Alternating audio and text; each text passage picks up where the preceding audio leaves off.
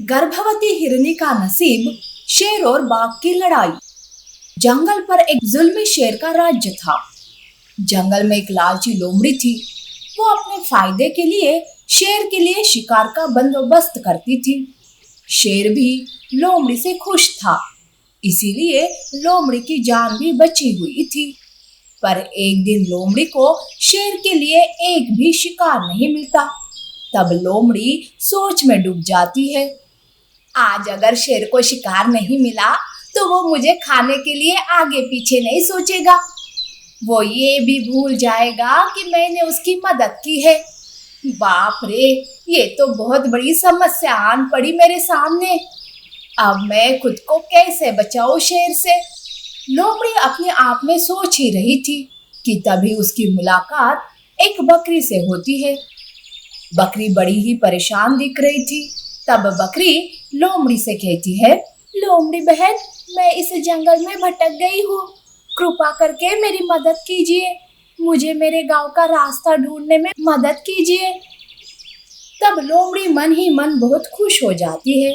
लोमड़ी बकरी से मीठी बातें करके उसकी मदद करने का नाटक करती है। बेचारी बकरी लोमड़ी पर भरोसा करती है और उसके पीछे चलने लगती है। उस बकरी को क्या पता कि लोमड़ी उसे मौत के जबड़े तक पहुंचाने वाली है। थोड़ी देर चलने के बाद लोमड़ी बकरी को शेर के पास ले आती है। बकरी को देखकर शेर लोमड़ी से कहता है, अरे वाह लोमड़ी, आज तुमने तो बहुत ही अच्छा शिकार लाया। रोज रोज एक जैसा शिकार खाकर मैं भी उब गया था। बकरी कुछ कहती इससे पहले ही शेर बकरी पर हमला करता है और उसे मारकर खा जाता है। इस तरह से लोमड़ी शेर को खुश करती रहती है और हमेशा शिकार शेर तक पहुंचाने का काम करती है। ऐसे में एक दिन जंगल में खूंखार बाघ रहने आता है। बाघ आते ही जानवरों का शिकार करने लगता है और ऐसा करने में उसे मजा भी बहुत आता है। अरे वाह, इस जंगल के जानवर तो डरपोक है। इनका शिकार करते वक्त बड़ा मजा आता है। डरपोक ही सही, पर जानवर खाने में भी बड़े ही स्वादिष्ट है। अब तो मैं इसी जंगल में रहूंगा। बाघ के शिकार करने की आदत से सारे जानवर बहुत परेशान हो चुके थे। एक तरफ शेर तो दूसरी तरफ बाघ। बेचारे जानवरों का हाल बेहाल हो जाता है। एक दिन सारे जानवर साथ में मिलकर बातें करते रहते हैं। तब बंदर कहता है, साथियों, अब इस जंगल में रहना बड़ा ही मुश्किल हो गया है। पहले से ही शेर का जुल्म क्या कम था, जो अब ये बाघ भी आ गया। हाँ बंदर, मुझे तो लगता है कि अब हमें यह जंगल छोड़कर जाना चाहिए। वैसे हिरनी, तुम्हें तो जल्दी से ये जंगल छोड़ना चाहिए, नहीं तो बाघ या शेर तुम्हारा शिकार जरूर कर लेगा। पर इस हालत में मैं कहाँ जाऊंगी? बच्चे के आने का समय भी नजदीक आ गया है। मुझे मेरे बच्चे के लिए बहुत डर लग रहा है। सारे जानवर हिरनी को जंगल छोड़ने के लिए समझाते हैं। अब एक एक करके जानवर रात के अंधेरे में छुपकर जंगल छोड़कर जाने लगते हैं। एक दिन लोमड़ी भालू को दूसरे जंगल जाते देख लेती है। अच्छा, तो जानवर बाघ और शेर से बचने के लिए जंगल छोड़कर जा रहे हैं। जानवरों का ये फैसला मुझे मेरी मौत से ना मिला दे। इस बात की खबर शेर तक पहुंचानी होगी। लोमड़ी दूसरे दिन ये बात शेर को बता देती है। शेर भी जानवरों पर गुस्सा होता है और लोमड़ी से कहता है, सुनो लोमड़ी, आज रात जानवरों पर नजर रखो और जो कोई जंगल छोड़कर जाने की कोशिश करेगा उसकी खबर मुझे दे देना। आज उस जानवर का ऐसा हाल करूंगा कि उसे देखकर जानवर जंगल छोड़कर जाने की बात ही भूल जाएंगे। लोमड़ी उस रात जानवरों पर नजर रखकर रहती है। तब उसे गर्भवती हिरनी दिखाई देती है। वो समझ जाती है कि हिरनी जंगल छोड़कर जा रही है। तब वो हिरनी के सामने आती है। तब हिरनी लोमड़ी से कहती है, लोमड़ी, मैं गर्भवती हूँ। मैं मेरे बच्चे को खुशी खुशी इस दुनिया में लाना चाहती हूँ, पर यहाँ तो एक तरफ बाघ और दूसरी तरफ शेर है। अब तुम ही बताओ, मेरा बच्चा इस जंगल में कैसे सुरक्षित रह पाएगा? पर अभी भी तू कहाँ सुरक्षित है? मैं अभी शेर को जाकर सारी बात बताती हूँ। नहीं नहीं लोमड़ी, कृपा करो मुझ पर। मैं एक माँ तुम्हारे सामने विनती करती हूँ। शेर को कुछ मत बताओ और मुझे यहाँ से जाने दो। अगर तुम मेरी जगह होती तो क्या करती? क्या तुम भी अपने आने वाले बच्चे को ऐसे ही मरने देती? वैसे लोमड़ी, किसी का गुलाम बनकर जीने से तो अच्छा है कि यूं ही मर जाए। हिरनी की बातों से लोमड़ी कुछ अलग सोचने लगती है। लोमड़ी हिरन की बात समझ जाती है और कहती है, हिरनी, अब तुम्हें क्या, किसी को भी ये जंगल छोड़कर जाना नहीं पड़ेगा। मैं भी इस शेर से परेशान हो चुकी हूँ। कल हम सब बाघ और शेर से मुक्त हो जाएंगे। बस कल कुछ पलों के लिए तुम गायब रहना, शेर या बाघ को दिखाई मत देना। लोमड़ी हिरनी को जंगल जाने से रोक लेती है। लोमड़ी ने एक प्लान बनाया था और उसमें हिरनी उसकी मदद करती है। दूसरे दिन लोमड़ी शेर के पास आकर उसे भड़काने लगती है। शेर शेर, जानवर जंगल छोड़कर नहीं बल्कि बाघ उन्हें मार रहा है। कल रात उसने आपके शिकार हिरनी को मार डाला। ऐसे करते करते बाघ की दहशत जंगल में फैल जाएगी और आपकी जगह वो ले लेगा। वो इस जंगल का राजा बन जाएगा। लोमड़ी की बातों से शेर को बाघ पर बड़ा गुस्सा आता है। वो बाघ के पास जाता है और उसके ऊपर जोर की दहाड़ लगाता है। तब बाघ कहता है, अरे ओ शेर, अपना गुस्सा मुझे मत दिखा। मैं तुझसे डरने वाला नहीं हूँ। चला जा यहाँ से, नहीं तो तेरे जान की खैर नहीं। अब शेर को और भी गुस्सा आता है। शेर और बाघ के बीच लड़ाई शुरू हो जाती है। दोनों भी बराबर के ताकतवर थे। वो पीछे हटने का नाम नहीं लेते। बहुत देर लड़ाई के बाद एक दूसरे के हमले से वो दोनों कमजोर हो जाते हैं और इसी बीच वो मारे जाते हैं। इस तरह से लोमड़ी ने चालाकी से दोनों के बीच लड़ाई लगवाई और उनका अंत कर दिया। हिरनी और बाकी के जानवर लोमड़ी का धन्यवाद करते हैं और खुशी खुशी उसी जंगल में रहने लगते हैं। Monkey watermelon airplane ride in forest. एक बार की बात है, एक जंगल में चिंटू नाम का एक बंदर रहता था जो बहुत ही नटखट था। वो हमेशा कुछ न कुछ शरारत करते रहता। चिंटू एक दिन जंगल में घूम रहा था, तभी उसकी नजर आसमान में उड़ रहे पक्षियों पर पड़ती है। उन्हें देखकर चिंटू के मन में ख्याल आते हैं, अरे वाह, ये सारे पक्षी आसमान में उड़ते हुए कितने मजे ले रहे हैं। काश मैं भी आसमान में उड़ पाता तो कितना मजा आता। यूं चिंटू सोच रहा था कि तभी वहाँ हिरन आती है। अरे दोस्त, क्या बात है? लगता है तुम किसी गहरी सोच में पड़े हो। हाँ दोस्त, मैं सोच रहा था कि काश मैं भी पक्षियों की तरह आसमान में उड़ पाता। अरे चिंटू मेरे दोस्त, सोचना है तो कुछ अच्छा सोचो। जो नहीं हो सकता उसके बारे में सोचकर क्या फायदा। अच्छा चलो, मैं चलती हूँ, फिर मिलते हैं। ये कहकर हिरन वहाँ से चली जाती है। पर चिंटू के दिमाग में आसमान में उड़ने का ख्याल गया नहीं था। एक दिन चिंटू को कहीं से वाटरमेलन एयरप्लेन मिलता है। चिंटू उसे देखकर खुश हो जाता है और उसमें बैठकर सारा दिन आसमान में घूमते रहता है।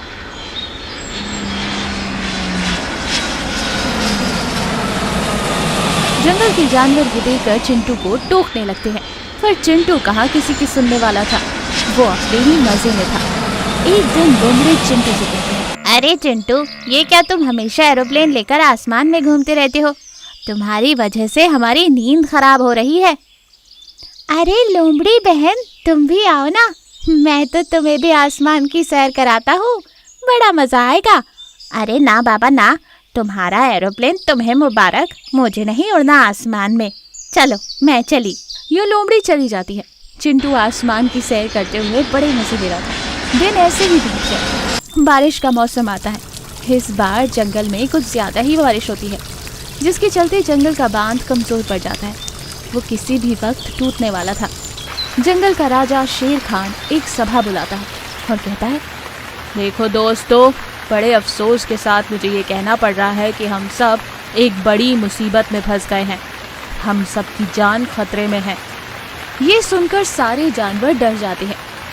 महाराज, ये आप क्या कह रहे हैं? कैसी मुसीबत? बारिश की वजह से हमारे जंगल में जो बांध है वो किसी भी वक्त टूट सकता है। हम यहाँ से भाग भी नहीं सकते क्योंकि जंगल के कई रास्ते बारिश की वजह से बंद हो गए हैं। कहीं पर पेड़ गिरे हैं तो कहीं पर पत्थर। अगर बांध टूट गया तो ये सारा जंगल डूब जाएगा और हम सब मर जाएंगे। ये सुनकर जंगल के जानवरों में हलचल मच जाती है।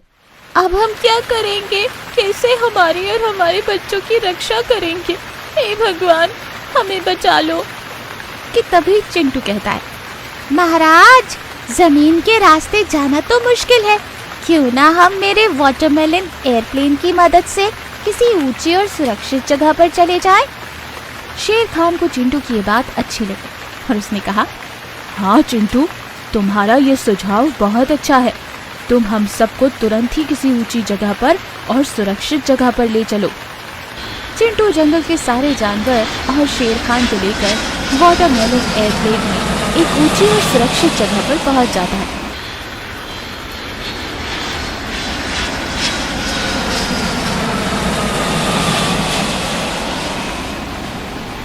और इस तरह चिंटू ने अपने वाटरमेलन एयरप्लेन की मदद से सबकी जान बचा ली। तब हिरन बोला, दोस्त, तुम्हारा बहुत बहुत शुक्रिया। आज तुम्हारी वजह से हम सबकी जान बच गई। हाँ चिंटू, अगर आज तुम्हारा वाटरमेलन एयरप्लेन नहीं होता तो हम सब बांध के पानी में डूबकर मर जाते। तुम्हारा बहुत बहुत शुक्रिया। आज से तुम मेरे खास मंत्री हो। जंगल के सारे जानवर चिंटू का धन्यवाद करते हैं। चिंटू आगे भी अपने एरोप्लेन से जंगल के सारे जानवरों की मदद करता था और हमेशा खुश रहता था। बंदर और उसकी पूंछ। एक घना जंगल था। जंगल में बिथू नाम का एक बंदर था जो बहुत ही नटखट था। बिथू को अपनी पूंछ पर बहुत घमंड था। वो हमेशा अपनी पूंछ को देखकर खुश होता था और दूसरों का मजाक उड़ाता था। एक दिन हिरन और गैंडा जंगल में घूम रहे थे कि तभी उधर से गुजर रहा बिथू उन्हें रोकते हुए कहता है, अरे ओ छोटी पूंछ वालों, रुको रुको, कहाँ जा रहे हो? मैं भी आता हूँ। ये सुनकर गैंडे को बहुत गुस्सा आता है और वो कहता है, अरे ओ बिथू, छोटी पूंछ किसको बोल रहा है रे? अरे गैंडा भाई, गुस्सा क्यों होते हो? मुझे पता है, गधे को गधा कहो तो गुस्सा आता है, वैसे ही छोटी पूंछ वाले को छोटी पूंछ वाला कहो तो गुस्सा आता है। बस अब बहुत हो गया। अरे अरे, गुस्सा क्यों होते हो? मैं तो मजाक कर रहा था। चलो छोड़ो ये सब। ये बताओ, तुम लोग कहाँ जा रहे हो? हम बस यूं ही घूमने जा रहे हैं। तुम बताओ, कहाँ जा रहे हो?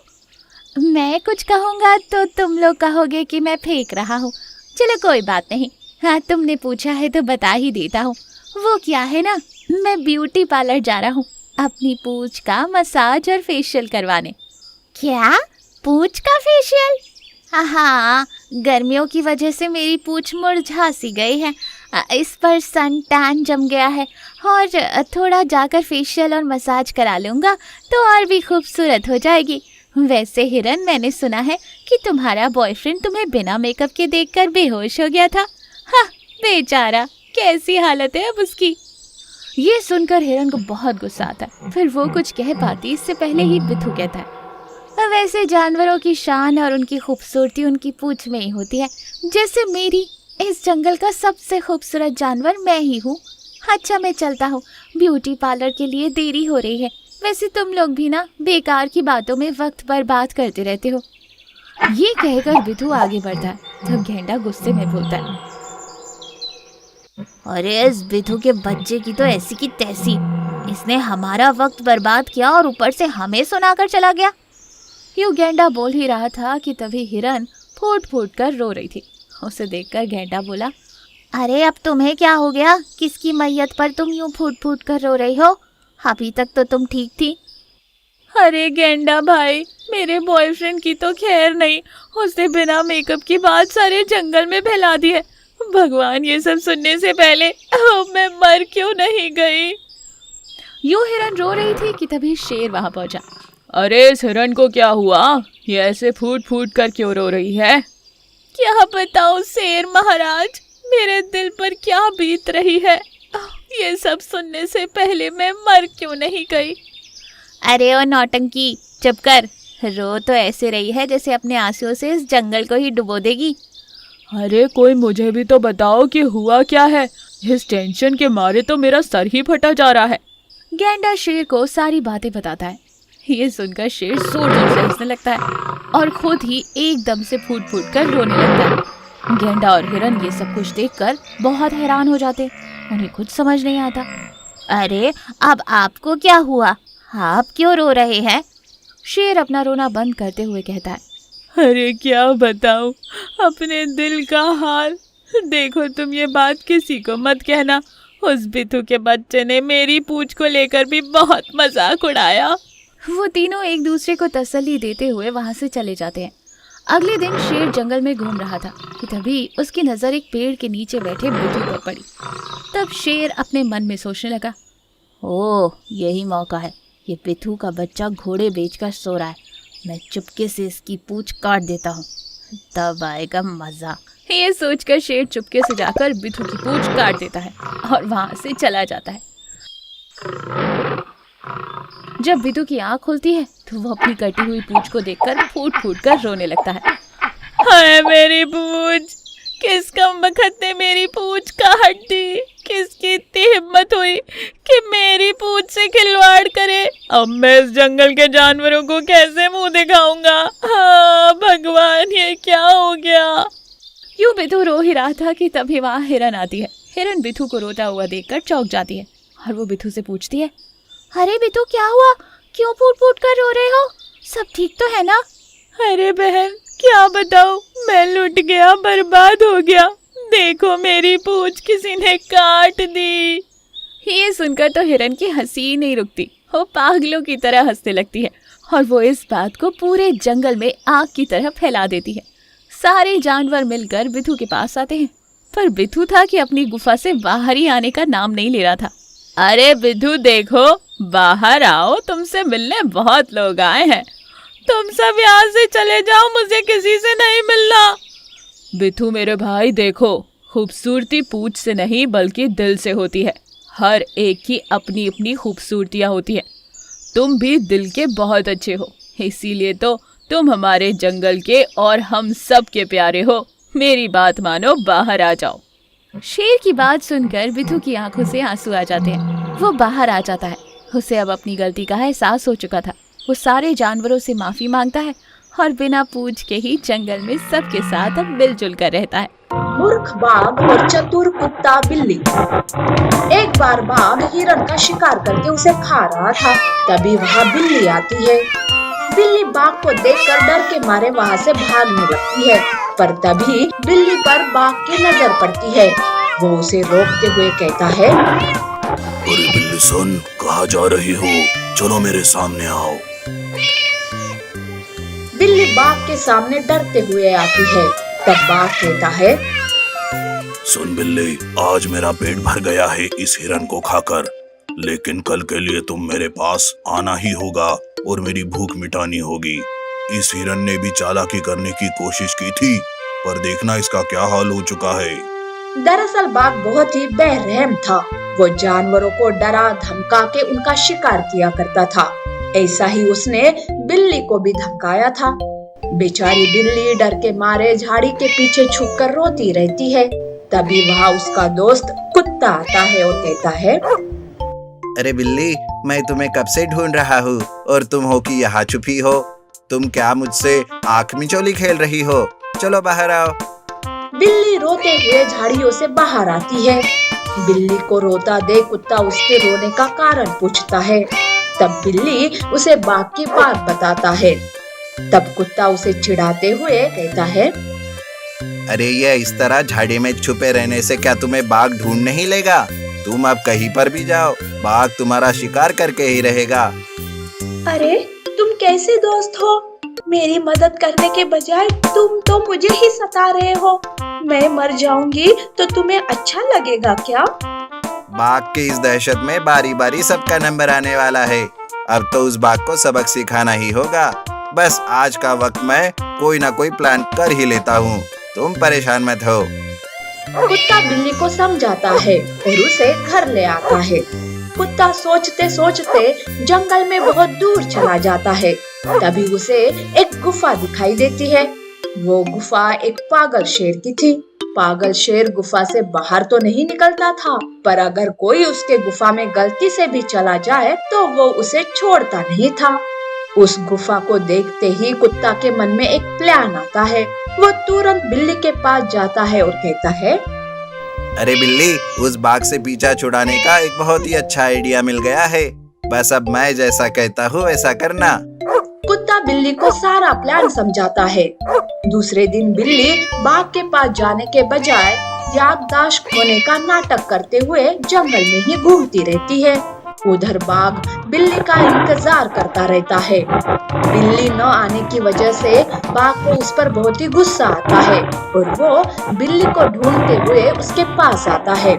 तब वो देखता है कि बिल्ली तो कुछ अलग ही बर्ताव कर रही है। तब वो कहता है, अरे ओ बिल्ली, क्या तुम्हें डर नहीं लगता? तुम मेरे पास क्यों नहीं आई? तुम्हारी इतनी हिम्मत? बिल्ली बाघ को देखकर न पहचानने का नाटक करती है और कहती है, अरे तुम कौन हो? तुम मुझसे ऐसे बातें क्यों कर रहे हो? जाओ यहाँ से, मुझे परेशान मत करो, मैं तुम्हें नहीं पहचानती। बिल्ली की ये बात सुनकर बाघ तो चकरा जाता है। तभी वहाँ कुत्ता आता है और कहता है, अरे बिल्ली तो तुम्हारे पास ही आ रही थी, लेकिन तभी वहाँ वो पागल शेर मिल गया। उसने बिल्ली का रास्ता रोका। बिल्ली ने उसे तुम्हारे बारे में भी कहा, पर वो सुनना ही नहीं चाहता था कुछ भी। क्या? उस पागल शेर ने क्या कहा? साफ साफ बताओ। अरे उसने तुम्हें डरपोक कहा। वो तुम्हें एक चींटी समझता है। और हाँ, बिल्ली तुम्हारे पास ना आ सके इसलिए उसने इसके सर पर भी मारा और इसकी याददाश्त चली गई। कुत्ता रोने का नाटक करता है, पर बाघ तो पागल शेर को दिखाना चाहता था कि वो ना ही डरपोक है और ना ही चींटी। बाघ उस पागल शेर की गुफा की तरफ जाता है और उसके पीछे बिल्ली और कुत्ता भी। बाघ गुफा के अंदर जाकर पागल शेर पर हमला करता है, पर वो पागल शेर था। वो कहा बाघ को छोड़ने वाला था। पागल शेर ही बाघ को चीर देता है।